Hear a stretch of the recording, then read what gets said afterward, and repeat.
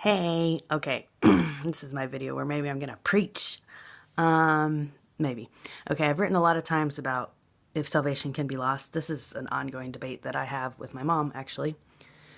Yes, salvation can be lost. If you look at the parable of the seeds, some of the seeds fell on good soil and it bore fruit. Now, how did it bear fruit? The person stayed in Jesus. He says, "Remain in me and my words remain in you.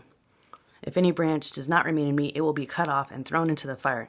What else does that verse mean, except for that salvation can be lost? Thrown into the fire, obviously, he's referring to hell. And the branch wouldn't have been in him, in Jesus, if you weren't Christian. Okay, so I have analyzed this a lot because my dad, I think, was Christian and lost his salvation. He molested me as a child, apparently from the time I was a baby till I was 6. And then, not just him, but other people, like my husband's ex-wife. I think she was saved, but then she cheated on him. So I think that shows she lost her salvation, because I don't think if you're really Christian that you could do that you could cheat on someone. But he sure as heck thought she was saved at the beginning, and that's why he married her. Okay, then another example. My English teacher in high school, he was my favorite teacher I've ever had. He would bring in poems from Gerard Manley Hopkins about God. So I was like, oh, cool, he's Christian. No, he wasn't. Like, he originally was, I guess, but I used to go talk to him after school about my essays, and we would have, like, debates a little bit about God. And he said to me one time, he's like, "Lisa, how can I be a teacher and look at all my students and know that most of them aren't going to heaven?" He's like, I can't believe that. I just can't. And I was like, but that's the truth. The truth is that if they don't believe in Jesus, they're not going to heaven.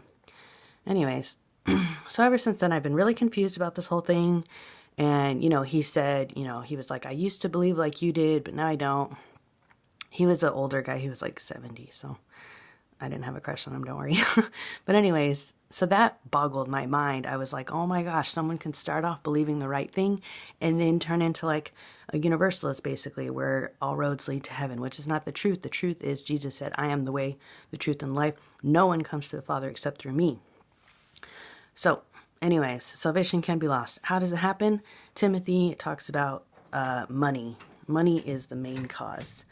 Jesus said you can either love God or you can love money. So when people start to love money more than God, they lose their salvation. And that's how that happens.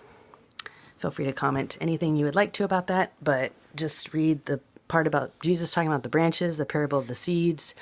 There's 1 John is just full of, if you're walking in the darkness, then you're not in the light. You can't be in the darkness and in the light.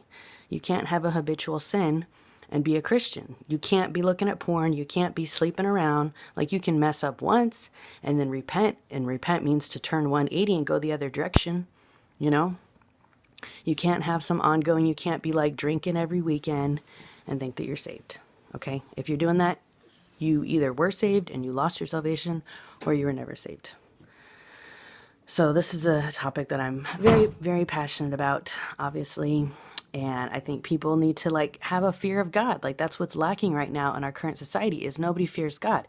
Why? Because of this whole teaching. And it comes from Calvin. And I read Calvin in college. I was in a Great Books program. I had to read a bunch of that guy's writing. He has this huge, massive book that's bigger than the Bible. And it's just called John Calvin, Institutes of something, Christian religion, whatever. He was a Satanist probably, and he taught false teachings. You can't teach that. You can't teach that once saved, always saved. It's a lie from Satan. Why? Because it leads people to think, I can do whatever the heck I want and I'm saved. That's not the truth. The truth is, you can't do whatever the heck you want. If the prodigal son had died when he was away, when he was in his sin, he would have gone to hell. Okay? He wouldn't have gone to heaven. Okay, that's all I gotta say about that. May God bless you all. Have a good day.